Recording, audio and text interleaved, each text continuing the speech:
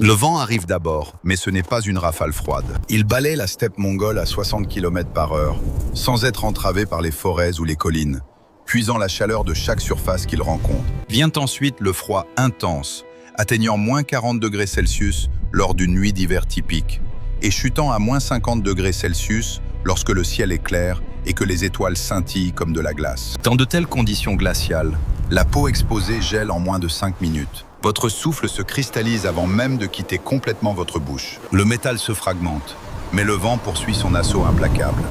C'est la steppe eurasienne en hiver, un immense domaine herbeux s'étendant sur des milliers de kilomètres, presque entièrement dépourvu d'arbres, sans bois pour les constructions, ni pour le chauffage, juste de l'herbe, le ciel et un froid mortel. Pendant plus de 1000 ans, les familles mongoles ont persévéré à travers ces hivers. Elles élevaient leurs enfants, géraient leur bétail et dormaient suffisamment au chaud pour retirer leurs vêtements les plus lourds à l'intérieur de leurs habitations. Leur demeure était une construction circulaire de feutre et de bois, capable d'être chargée sur 3 chameaux et remontée en seulement 2 heures. Pour les observateurs extérieurs, elle ressemblait à une tente, rudimentaire, transitoire et vulnérable. Ce n'était pas le cas. La yourte mongole fonctionnait comme un appareil générateur de microclimat. Sa forme, ses matériaux, sa source de chaleur et son positionnement collaborent pour vaincre un froid qui serait mortel pour un individu non préparé en quelques heures. Les ingénieurs contemporains étudient ses principes thermodynamiques. Son plan architectural a perduré sans modification pendant des siècles, car aucun moyen d'amélioration n'a été trouvé. Ceci est le récit de la façon dont les peuples nomades ont converti la physique en habitation protectrice et ont survécu à l'hiver au seuil même de l'endurance physiologique humaine. L'hiver de la steppe ne donne aucun avertissement préalable. Son arrivée a lieu en octobre. La saison froide s'installe en novembre et maintient son emprise jusqu'en avril. Une durée de 5, parfois 6 mois, commence avec une température de moins 40 degrés Celsius. L'humidité de votre souffle se solidifie à l'instant où elle quitte votre bouche. De minuscules formations de glace que les habitants locaux appellent le murmure des étoiles. Vos poumons vous font mal, vos yeux se remplissent de larmes et celles-ci se solidifient sur vos cils. Cependant, une température de moins 40 degrés Celsius n'indique que la température de l'air. Elle ne tient pas compte du vent. La vaste steppe est dégagée, s'étendant sur des milliers de kilomètres de pâturage, avec pratiquement aucune barrière naturelle contre le vent. Les coups de vent hivernaux balayent sans entrave le terrain, généralement à 40 à 60 km/h, bien que les rafales puissent atteindre 100. Ce n'est pas simplement un temps que l'on traverse. Cela représente une force physique capable de vous faire perdre l'équilibre. Il s'infiltre dans chaque ouverture de vos vêtements, dans chaque zone non couverte de votre peau. Le vent à de telles vitesses génère un effet de refroidissement éolien, faisant chuter la température ressentie bien en dessous de toute lecture de thermomètre. À moins 40 degrés Celsius, avec des vents de 60 km/h, votre peau ressent une sensation plus proche de moins 70 degrés Celsius. Des engelures peuvent apparaître en moins de 2 minutes. De plus, le vent remplit une autre fonction. Il extrait la chaleur de n'importe quel objet, plus rapidement que l'air immobile ne le pourrait jamais. Ce phénomène est connu sous le nom de dissipation thermique convective. Un refuge doit faire plus que simplement isoler. Il ne peut présenter aucune vulnérabilité au vent, aucun angle pour qu'il s'y accroche, aucune fissure pour qu'il y pénètre. Une petite fissure peut devenir une fuite thermique importante. Par la suite, le défi des ressources apparaît. La steppe est exclusivement une prairie, avec seulement de la végétation visible jusqu'à l'horizon, dans toutes les directions. La croissance arboricole ne se trouve que près des rivières, et même là, elle est clairsemée pour les personnes résidant dans cette région. Le bois était une ressource exceptionnellement précieuse, trop précieuse pour être utilisée pour la construction, et trop rare pour être librement consommée comme combustible. Pour se chauffer, construire une habitation en rondins et maintenir un grand feu ardent pendant tout l'hiver n'était pas une option viable. Le peuple mongol possédait des moutons, des équidés, des yaks et des dromadaires. Ils avaient accès à la laine et au feutre, et ils utilisaient les déjections animales séchées comme source de combustible, qui étaient denses, brûlaient lentement, mais étaient néanmoins limitées. Ils avaient de vastes pâturages pour leur bétail. Cependant, le bois ne leur était pas disponible. Par conséquent, l'habitation qu'ils construisaient était transportable par des bêtes de somme et pouvait être érigée par une seule famille en quelques heures. Le GER a apporté la solution à ce défi particulier. Cependant, pour comprendre son efficacité, il est nécessaire de comprendre les conditions redoutables auxquelles il était confronté. L'hiver dans la steppe était plus que simplement glacial. Il représentait un assaut thermodynamique multifacette. Cela comprenait le froid radiant émanant de la Terre, la dissipation de chaleur par convection due au vent, l'accumulation d'humidité due à la respiration et une pénurie de matériaux combustibles. Cela impliquait que chaque trace de chaleur devait être conservée, retenue et utilisée avec la plus grande efficacité. Dans un tel environnement, la survie des humains dépendait entièrement d'une conception ingénieuse. Le terme mongol correct est guerre, pas yourte. Ce dernier est un mot turc adopté par ceux qui sont extérieurs à la culture. Guerre signifie maison. Cette distinction est significative. Étant donné que les peuples nomades construisaient celle-ci dans les steppes hivernales, ce n'était pas simplement une tente. Au lieu de cela, il fonctionnait comme une forteresse mobile, offrant des capacités thermiques que les campements militaires occidentaux n'ont atteintes qu'à la fin du XXe siècle. Si vous en observez un de l'extérieur pendant l'hiver, vous remarquerez un dôme bas en feutre, blanc grisâtre. La brise glisse sans effort sur son extérieur arrondi, qui semble plutôt ordinaire. En entrant à l'intérieur, la température de l'air est environ 17 degrés Celsius, plus chaude que le froid mortel. À une distance de 2 mètres, une modeste flamme luit au centre. Le matériau en feutre reste non gelé, et aucune condensation d'humidité ne s'accumule sur les surfaces intérieures. Les jeunes dorment près de la périphérie, vêtus de vêtements légers. Ce résultat n'était pas fortuit. Il a résolu un défi d'ingénierie où la précision était primordiale. La situation présentait une double difficulté. La yourte devait fonctionner comme une habitation fixe, tout en restant entièrement transportable. Une famille de nomades se déplaçait trimestriellement à la recherche de pâturage pour leurs campements de printemps, d'été, d'automne et d'hiver, chacun situé dans des zones distinctes. L'habitation d'hiver nécessitait d'être démontée, chargée sur des dromadaires ou des yaks, transportée à travers les plaines glacées et remontée au nouvel emplacement. 3 bêtes de somme suffisaient pour transporter les pièces, et un quatuor de membres de la famille pouvait l'ériger en moins de 3 heures, malgré le froid intense et les doigts engourdis. Cependant, la facilité de transport était sans importance si l'édifice s'avérait thermiquement inadéquat. L'espace intérieur devait maintenir une chaleur suffisante pour l'habitation, idéalement entre 10 et 15 degrés Celsius, même lorsque les températures extérieures chutaient à moins 50 degrés Celsius. Elle devait résister à des rafales de vent de 100 km/h sans céder. Elle devait expulser la fumée et l'humidité tout en conservant la chaleur, et y parvenir en consommant très peu de combustible, car les ressources étaient limitées. Chaque composant de la yourte était conçu pour satisfaire ces exigences.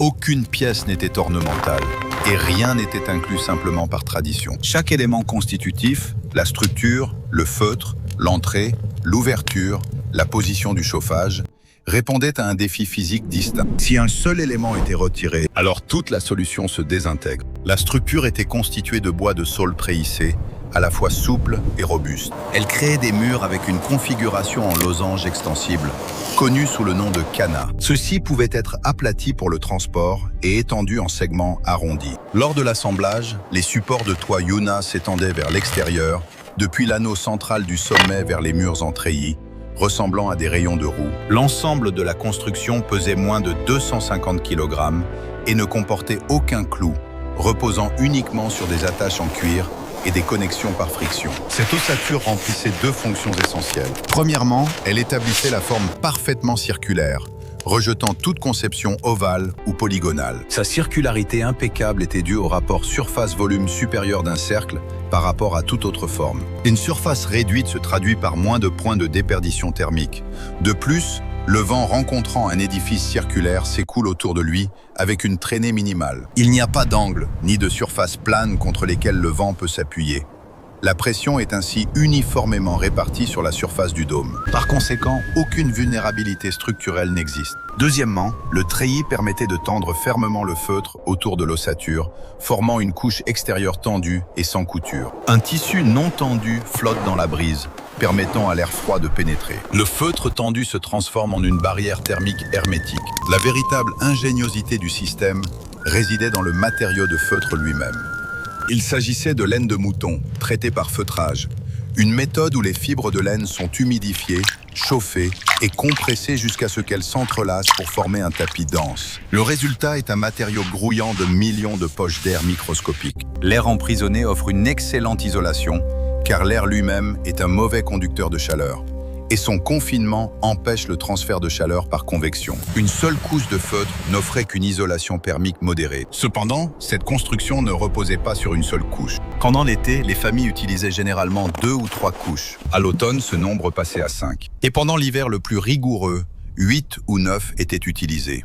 Chaque couche successive contribuait à l'épaisseur totale. Les murs finirent par atteindre une épaisseur de 10 à 15 cm. Ceci constituait une couche d'isolation thermique. Ses propriétés étaient similaires à celles de l'isolation en fibre de verre contemporaine. Pourtant, la vapeur d'eau perméable pouvait progressivement passer à travers, empêchant ainsi la formation de condensation, laquelle se solidifierait alors et compromettrait par conséquent l'efficacité de l'isolation. De plus, le feutre repoussait l'eau. La lanoline est présente dans la laine. Cette graisse naturelle la rend hydrofuge. Toute neige se déposant à la surface des engrenages fondrait partiellement en raison de la chaleur interne. Néanmoins, l'eau ne pouvait pas s'infiltrer. Au lieu de cela, elle s'écoulait ou s'évaporait. De plus, l'ensemble du dispositif était adaptable. À l'arrivée d'une vague de froid soudaine, la famille ajoutait alors une couche supplémentaire de feutre, la fixant à l'aide de cordages. Inversement, lorsque la température augmentait, une couche était retirée. La configuration du GR pouvait être modifiée quotidiennement pour s'adapter aux conditions ambiantes. Les constructions stationnaires ne possèdent pas cette capacité. L'isolation thermique d'une cabane en rondin est déterminée par sa construction d'origine. Le conteneur se conformait à chaque point le long de sa périphérie. Le positionnement revêtait une importance égale à celle du matériau en feutre lui-même. Le rayonnement thermique se disperse uniformément dans toutes les directions. Si un appareil de chauffage est placé contre un mur, 50% de sa chaleur est gaspillée. Elle est absorbée par la cloison, puis dissipée à l'extérieur. Positionnez-le précisément au centre d'une zone circulaire. Par conséquent, la totalité émet de la chaleur vers la zone habitable. Les cloisons cintrées réfléchissent l'énergie thermique vers l'intérieur. Il n'existe pas de recoin éloigné où l'air froid peut s'accumuler. Il n'y a pas de zones inactives inaccessibles à la chaleur. Tout le volume interne se transforme en une sphère retenant la chaleur, avec la source de combustion située en son cœur. Ce placement central générait un courant de convection. L'air chaud provenant du chauffage montait vers l'ouverture du toit, réduisant ainsi la pression atmosphérique près du niveau du sol. De l'air moins chaud, bien que toujours plus chaud que l'environnement extérieur, mais plus frais que l'air près du plafond, se déplaçait sur le sol vers l'unité de chauffage. Cela établissait un schéma de circulation thermique continue dans toute la zone, ne nécessitant ni ventilateur ni conduit. L'atmosphère restait en mouvement constant. Aucune zone froide localisée ne se développait jamais. Le matériau combustible était généralement de l'argol, qui est l'excrément desséché de moutons, d'équidés ou de yaks. Cela peut paraître rudimentaire, jusqu'à ce que l'on examine ses caractéristiques intrinsèques. Les déjections animales brûlent progressivement et uniformément, produisant une chaleur soutenue pendant plusieurs heures, contrairement à l'embrasement rapide du bois. Elles génèrent moins de fumée que le bois, un facteur crucial dans un espace confiné. De plus, elles étaient omniprésentes, particulièrement dans les régions où le bois était suffisamment rare pour être réservé uniquement aux charpentes. Le fumier était abondant, ramassé et desséché pendant les périodes plus chaudes, puis accumulé pour la saison froide. Une seule charge était capable d'assurer la combustion pendant toute la nuit. Avant de se retirer, les foyers atténuaient les flammes, restreignant la circulation de l'air afin que les braises continuent de rougeoyer jusqu'à l'aube. Le feutre retenait suffisamment de chaleur, garantissant que même lorsque le feu s'était réduit à de simples braises, les températures internes restaient tolérables pendant les heures les plus froides avant l'aube. Néanmoins, la production de chaleur ne représentait qu'un aspect du défi. Sans régulation du mouvement de l'air, la structure de la yourte priverait ses habitants d'oxygène ou dissiperait la chaleur dans le froid mortel. L'entrée servait de premier élément régulateur, construite avec un profil bas, mesurant généralement entre 1,3 et 1,5 mètres de hauteur. Les ouvertures modestes permettent moins de déperdition thermique à l'ouverture, et tout air frais entrant reste près du sol, où le flux convectif l'attire vers l'appareil de chauffage pour le réchauffer. Positionné à l'abri des vents dominants du nord en hiver, cette orientation protégeait le point d'accès de la neige portée par le vent et permettait à la lumière solaire hivernale, à faible angle, d'illuminer directement l'entrée pendant les courtes périodes de jour. L'entrée n'était jamais autorisée à rester entrouverte. Les grandes familles mongoles se déplaçaient avec promptitude, entrant et sortant rapidement.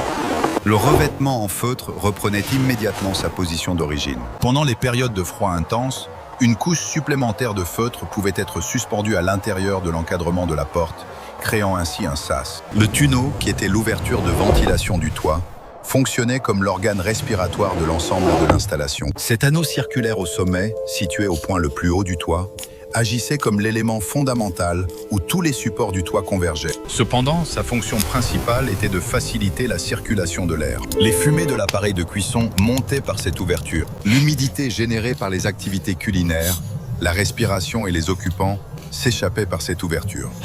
Sans cette évacuation, l'environnement intérieur deviendrait invivable en quelques heures. Cependant, une ouverture exposée au plafond, lorsque les températures chutent à -50 degrés Celsius, représente une perte de chaleur catastrophique. Par conséquent, le tunnel était protégé par une couverture de feutre quadrangulaire, appelée ERC, qui était actionnée par des cordes depuis l'intérieur. Lorsqu'il était entièrement ouvert, il assurait une circulation d'air optimale. Lorsqu'il était partiellement fermé, il maintenait l'équilibre entre l'expulsion des fumées et la conservation de la chaleur.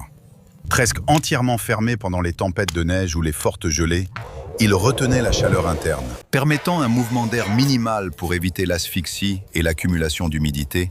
Cette adaptabilité s'est avérée cruciale. Les facteurs environnementaux dans la steppe fluctuaient d'heure en heure. Une nuit calme à -30 degrés Celsius nécessitait une gestion de l'air distincte par rapport à une nuit à -45 degrés Celsius avec des vents de 80 km/h.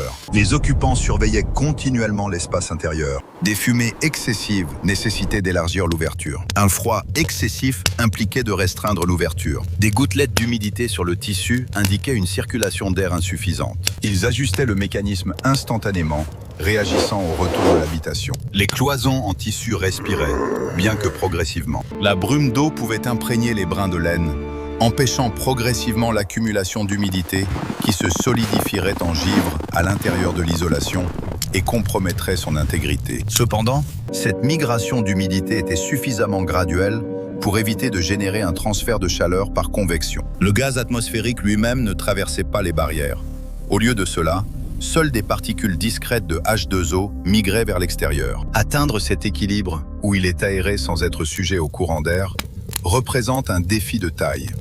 Les matériaux isolants artificiels contemporains sont souvent insuffisants à cet égard, soit en retenant l'humidité, soit en permettant un flux d'air excessif. L'agencement spatial intensifiait tous les aspects du fait que la zone était ronde et voûtée. La chaleur montait naturellement, l'air le plus chaud atteignant le sommet, mais la configuration en dôme empêchait son accumulation improductive au point le plus haut. Sa forme incurvée la dirigeait vers le bas le long des surfaces intérieures. La structure en treillis et le matériau en feutre formaient une barrière thermique ininterrompue, dépourvue de toute couture ou connexion par laquelle l'air aurait pu s'échapper. Chaque composant soutenait tous les autres, renforçant la résilience de la structure face au vent et améliorant simultanément son étanchéité à l'air. La configuration, la couverture et la source de chaleur constituait un mécanisme autonome. La conception circulaire minimisait la dissipation thermique. Le matériau en feutre retenait la chaleur dans d'innombrables minuscules cavités d'air. L'unité de chauffage centrale produisait et distribuait efficacement la chaleur. Les ouvertures de ventilation permettaient une régulation sans aucun gaspillage de ressources. De plus, l'ensemble était suffisamment léger pour être transporté, pouvait être monté rapidement en quelques heures et n'entraînait aucune dépense au-delà des ressources déjà possédées par les pasteurs. En son sein, un foyer pouvait préparer des repas. Il pouvait se reposer et endurer une période hivernale de 5 mois. Une durée qui s'avérerait fatale pour un individu exposé en quelques heures seulement. À l'extérieur, la tempête balayait l'étendue désolée, avec des températures chutant à -50 degrés Celsius. La cloison séparant ces deux environnements distincts mesurait 15 cm, composée de feutre, et un millénaire passé à discerner ce qui fonctionne réellement. Le GR à lui seul s'avérerait insuffisant. On pourrait construire un refuge impeccable et pourtant souffrir d'hypothermie s'il était situé dans un endroit inadapté. Le peuple mongol comprenait ce principe. Il savait que la topographie pouvait soit aider, soit entraver leurs efforts, que la terre elle-même constituait un élément de leur stratégie défensive. Avant toute considération de matériaux en feutre, l'endurance hivernale commençait par le choix de son campement. Les foyers mongols ne se déplaçaient pas simplement au hasard à travers les steppes. Dès l'arrivée de l'hiver, ils migraient vers les ovulios, des campements d'hiver qui avaient été utilisés pendant de nombreuses années, et parfois pendant plusieurs générations. Ces sites n'étaient pas choisis au hasard. Leur choix était éclairé par une expérience pratique accumulée, tirée des périodes hivernales efficaces et inefficaces, et par une sagesse héritée transmise, concernant la dynamique du vent et du froid à travers des caractéristiques topographiques particulières. La préoccupation primordiale consistait à empêcher le passage du vent dans la steppe exposée avec des températures chutant à moins 40 degrés Celsius. Des vents mortels soufflent, mais la steppe n'est pas uniformément plate. On y trouve de légères dépressions, des pentes et des structures géologiques, ainsi que des crêtes élevées. Ces caractéristiques créent des zones de vent réduit, des zones où le flux d'air ralentit, provoquant une réduction de la dissipation thermique convective, qui extrait généralement la chaleur du corps, pour diminuer considérablement. Pendant l'hiver, des campements étaient établis dans ces zones protégées. On positionnait son équipement sur le versant, sous le vent d'une élévation, dans une petite concavité, ou à l'abri de rochers qui bloquaient les rafales du nord. La topographie absorbait le choc principal, avant que le vent n'atteigne votre emplacement. Tout vent qui pénétrait était atténué, enregistrant peut-être 30 km/h plutôt que 80. Une telle disparité était essentielle pour assurer sa survie. De plus, la Terre elle-même retenait l'énergie thermique. Les pentes orientées vers le sud recevaient une plus grande incidence de rayonnement solaire direct en hiver, en particulier celles avec des surfaces rocheuses. Cette surface absorbait l'énergie solaire pendant les courtes heures de jour et la libérait progressivement pendant la période nocturne. Un gers traditionnel positionné sur une telle pente reposait sur un sol qui était plusieurs degrés Celsius plus chaud pendant les périodes de froid intense. Même une petite différence de température est significative. Les vallées offraient une protection, bien qu'il faille faire preuve de prudence. L'air glacial descend dans les vallées profondes et étroites qui n'ont pas d'issue. Pendant la nuit, l'air le plus froid s'accumulait au fond de la vallée. Les températures dans ces endroits pouvaient chuter plus sévèrement que dans la steppe ouverte. Les familles mongoles évitaient ces endroits précis. Elles optaient pour des vallées peu profondes ou des positions à mi-pente, permettant à l'air froid de s'écouler vers le bas au lieu de stagner. L'accès à l'eau était indispensable, mais il comportait des risques inhérents. Même en hiver, le bétail avait besoin de rivières ou de sources, mais les plans d'eau génèrent leurs propres conditions atmosphériques. Air humide, brouillard, et parfois brouillard glacé par grand froid, qui recouvre tout et rend la respiration difficile. Les campements étaient situés près de l'eau, mais pas directement à côté.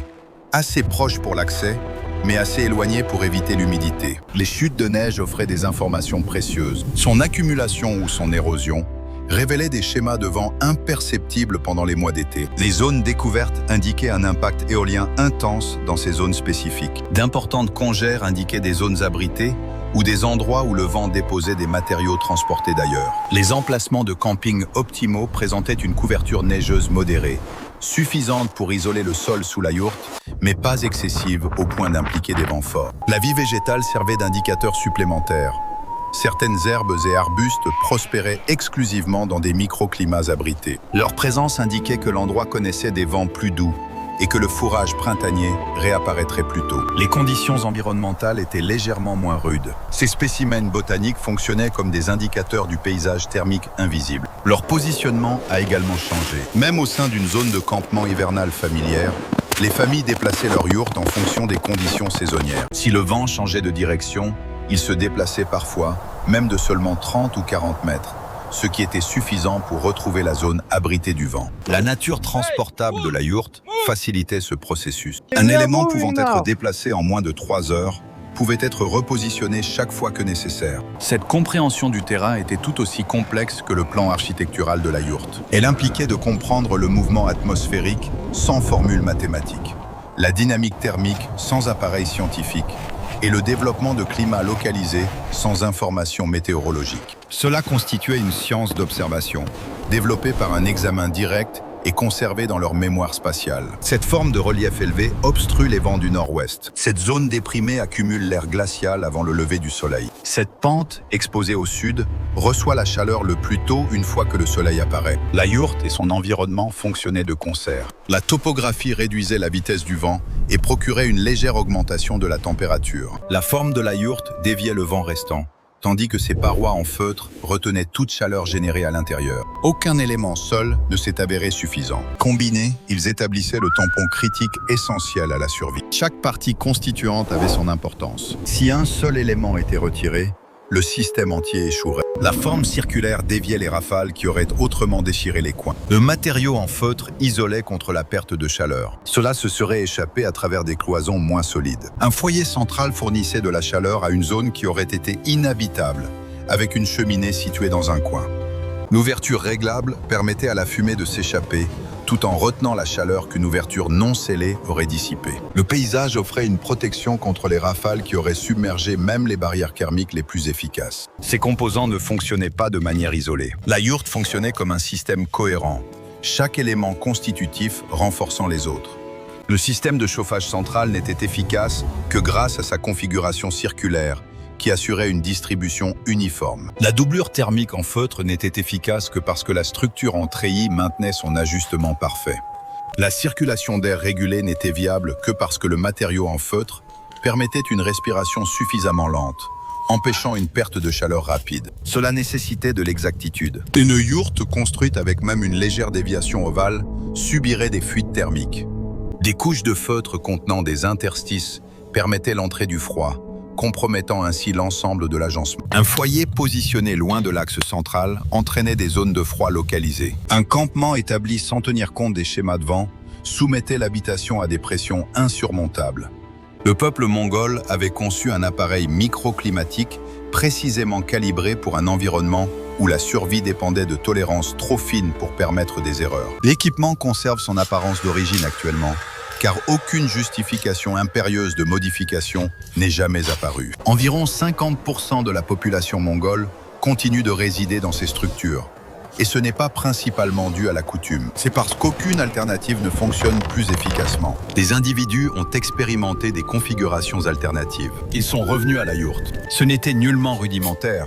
Cela représentait une solution élaborée au fil des siècles de matins glacial. Et en observant où la neige s'accumulait et où elle ne s'accumulait pas, ce qui entraînait l'extinction des feux, les principes de la physique l'ont façonné autant que n'importe quel artisan qualifié. Les ingénieurs modernes continuent d'analyser sa circulation de l'air, sa répartition de la masse et la manière dont l'énergie thermique imprègne son feutre multicouche. Les Mongols l'ont construite à la perfection dès leur première tentative, dans une région qui n'offrait aucune possibilité de modifications ultérieures.